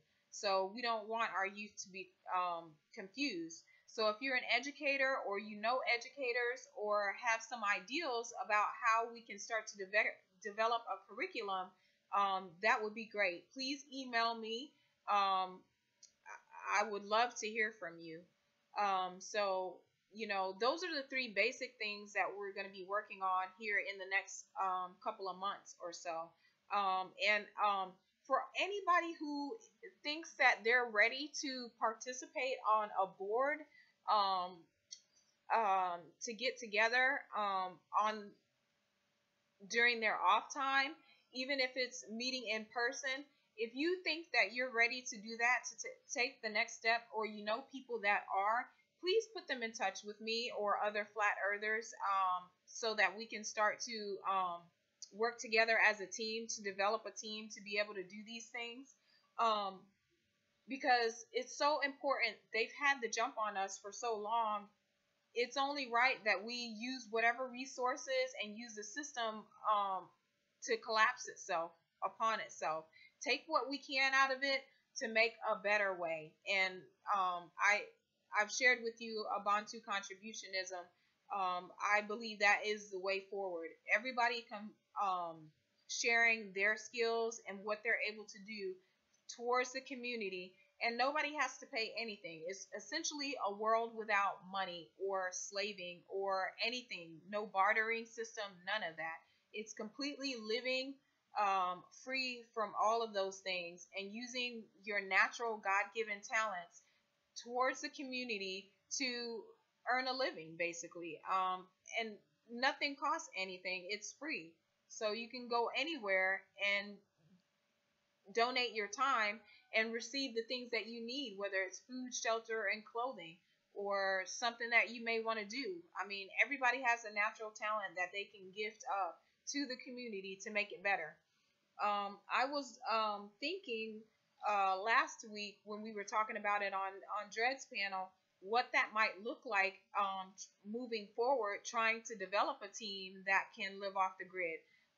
Not everybody is going to be able to go at once, because we'll still need to purchase the things that we need from the system to be able to do that, like solar panels and things that we can use that we can't just put together easily. So we'll want to start to put people in touch with each other that are able to donate those things or donate their time towards developing something for the community that we can present that's a doable, workable plan in each step and each stage as we go along. And I know that here in where I live, there's a lot of resources to be able to do that. So this upcoming week, I'm going to be researching that. And I want you guys to be thinking about that, as well as inbox me with your ideals and some leads on people that I can get in touch with to help us. Who knows? We may reach the right person and they could donate solar panels, or they could donate their time or their services towards creating material and things like that, or a curriculum for our homeschool taught children. One of the things I also want to talk about is ways to raise funds to be able to do these things.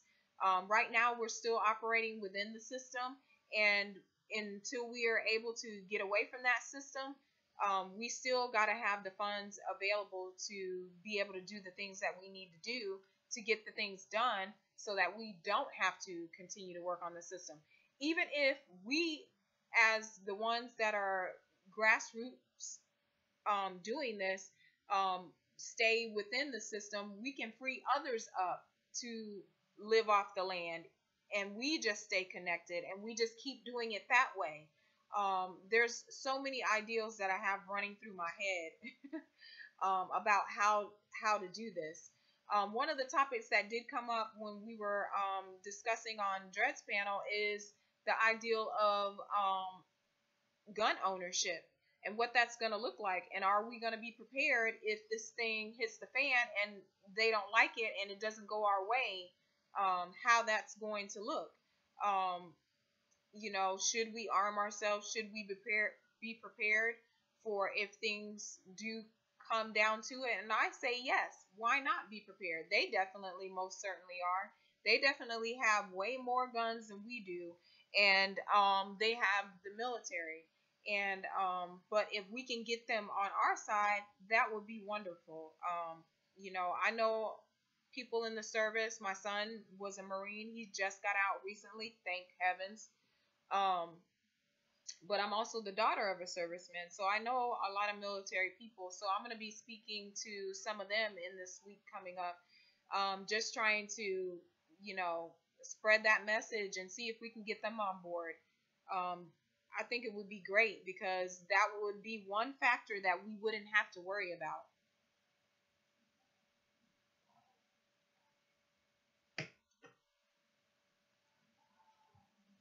What's up, people in my chat room? I know I often can be long-winded when talking about things, so I'm going to check the chat room and see who I might have missed coming into the room. Let's see who we got. We got May51. Hey, how are you? Carlene, it's always nice to see you. Dre Midas is in here. We've got Leighton Riley. Hey, Leighton. You never did follow up my response to you.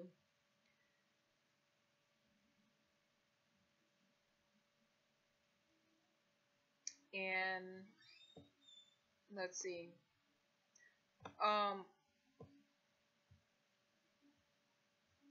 What's up, Plain Truth? How are you?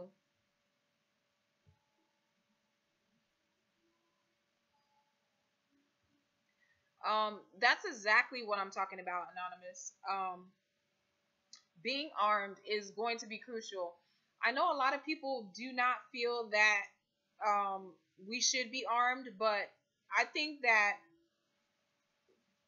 something I heard like from IPS is an armed society is a polite society. Not saying that we'll always need guns in the future, but during and through this transition time, that's something that we have to really consider, because the powers that be are not just going to let this go. And I've thought a lot about this since having that first initial conversation with Dredd and them. They're not going to be willing to let us just walk away from a system they created and give up all that power without trying to make us essentially stay put and stay where we're at. On top of that, you have to think about it. Once they figure out that people are leaving the system en masse, they'll want to know where. They'll be seeking and searching us out. And how are we going to protect ourselves and our family and our crops and our food and things like that if we don't consider arming ourselves? And at this point, I think it's like a have to rather than a maybe or a should or shouldn't. I think you have to be, because in order to keep order, in order to protect what you're building, somebody has to do it. So whether that looks like a team that's armed that protects the people that are on that community, or each individual themselves, somebody has to step up and do that, because I don't see any other way. You could get overrun by rogue anarchists. Who knows what it's going to look like in the future? I've heard several things. I try not to like listen to the news or things like that. But if it comes down to martial law, what are we going to do? I mean, just because we know the truth doesn't mean that we're at a position at this point to defend ourselves against the entire world. Like, we have to be realistic about what it is we've gotten ourselves into, and underestimating the powers that be would be a mistake. Like, we should consider every option when we're spreading this message. We should consider that there's people that aren't going to want to walk away from this, and they're going to do anything that they possibly can to stop us. I'm not trying to be doom and gloom or anything. I'm being realistic about the situation. We've taken on people we don't even know, the men behind the curtain. So if you're naive about the situation, this is your wake-up call. There's dangerous people out there. There's been dangerous people out there, and there's more dangerous people, and now there's more crazies than ever. Being responsible in gun ownership is something that everybody should do, you know, and everybody should consider doing it, because we just don't know, you know, and I'd rather have my bases covered than not. You know what I mean?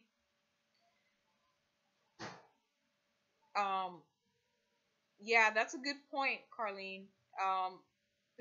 Food supply, I mean, that's why we're discussing this. That's why we are developing a blueprint and a plan.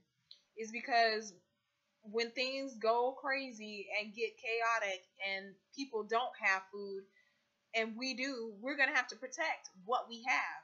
So, I mean, can you imagine all at once the shelves going empty and people just losing their crap over this whole situation? I mean, think about how many angry people there are going to be. Think about how you felt when you found out the truth. I mean, I was happy that I knew, but I was mad. But I wasn't the type of person that didn't know how to use my anger constructively. So I didn't go off the deep end. I just said, well, else can I tell? Who else can I help? By telling this truth. But there are people that are going to go nuts, and there's markets that are going to crash, and who knows how it's going to look. I'd rather be safe than sorry. I'd rather have a plan in place than not. I'd rather know who's next to me, who's got the gun,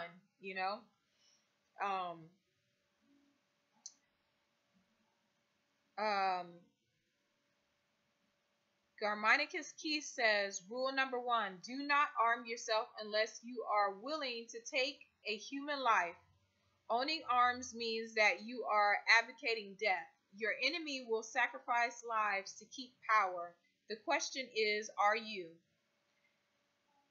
And I think that is a question for everybody, but something we seriously have to think about as a community, how we want this community to look and how we want it to operate and how we want it to work. A lot of us, like, I'm a military brat, so I grew up around guns. I grew up around the military. I grew up around death, soldiers dying, soldiers having to kill other people. So for me, it's not as shocking a topic. For me, it's not. It's a normal thing for me. It's not like it's oh God, guns, guns everywhere. It's not something that I didn't grow up surrounded knowing the value of human life. It's just like with anything, even with animals. To me, taking another's life is never easy, but at times is necessary when there are no other options. The one thing that being an American, living in America, has taught us is that they're all too easy and willing to attack other people and take others' lives as long as it doesn't affect them. And that's one of the things that I hope bringing the Flat Earth Truth to the world will change, because human life is precious.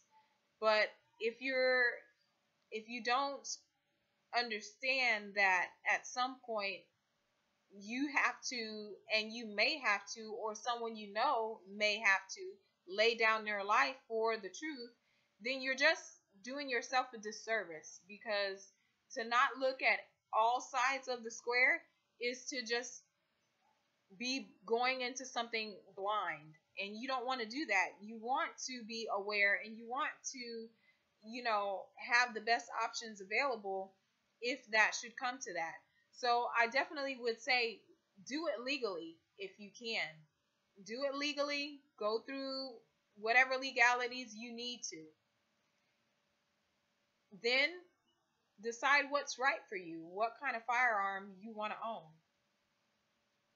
You don't need to be picking up something to take out, like, people in a war. You need to be realistic. So a sidearm, something to protect yourself and your family. Simple. Not nothing crazy,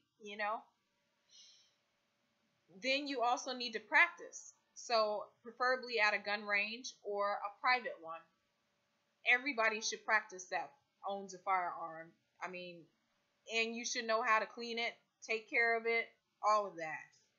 And you should also secure it, lock it up, make sure that you're not leaving ammunition out or bullets in the gun, that something could accidentally happen. Only you should have access to that. Nobody else. I mean, be responsible with your gun ownership. But it's definitely an issue that we all need to look at, because potentially it could be you having to pull a trigger or having one pulled on you. You need to be prepared is what I'm trying to say.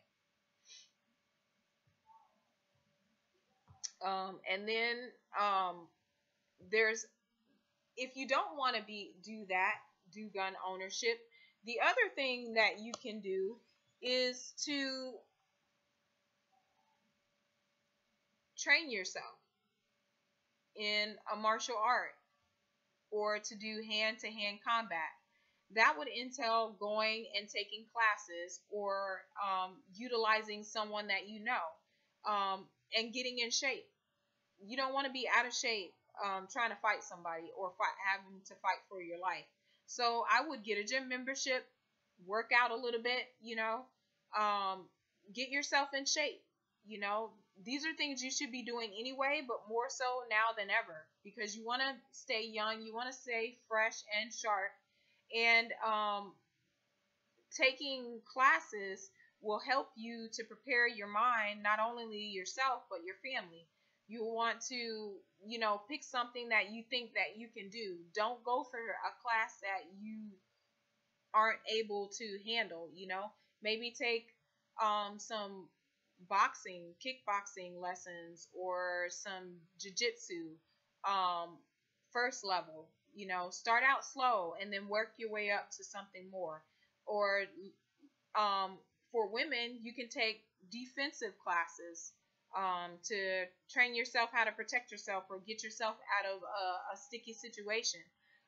If you don't want to use something that's lethal, there are things that you can do. You can even choke people out. You know what I'm saying? Just not longer than 4 minutes. After 4 minutes, the brain starts to die, and then brain damage occurs, and then it's what's the point? I'm live streaming. Sorry. So yeah. So if you don't want to do firearms, arm yourself. 2 hands. You got 2 hands that can fight. You got 2 legs. You can kick the crap out of somebody. Anything that you can do to better yourself, do it. I mean, you're not only going to feel good, you're going to have something that you can contribute to in the future. You're not going to feel like a little weakling. Oh, I'm scared. Oh, don't hurt me. No, you're going to go in there and be like, what's up? That's how you want to be. You don't want to be intimidated. You want to feel in control, feel that you have the power to change your destiny, and that nobody can just walk up on you and say or do anything that they want to you. So that's another way. And I know that there are people out there that are still nonviolent all the way, okay? So you guys could find a sit-in maybe to take part in for Flat Earth. I mean, there's lots of things that you can do if you're nonviolent. I definitely am not nonviolent. I definitely will punch you in the mouth if I have to. Even though I don't advocate violence, I'm just saying if worst came to worst and I had to do what I had to do, trust me, survival instincts will kick in. And if it's you or me, guess what? I'm definitely fighting for my life. So I'm definitely not nonviolent. Do I encourage people to be nonviolent when they can? Yes. If you can find a peaceful situation, way out of an ordeal, do it, But don't think that it can't happen. It does. We see this all the time, over and over again in the system. And there's other things that you can do too. There's tasers. There's all kind of little pepper spray. You name it. There's things that you can do to get away if you're nonviolent that are not lethal or harming a person, so to speak. But hey, I'm the daughter of a serviceman. Like, we get down like that. So be careful.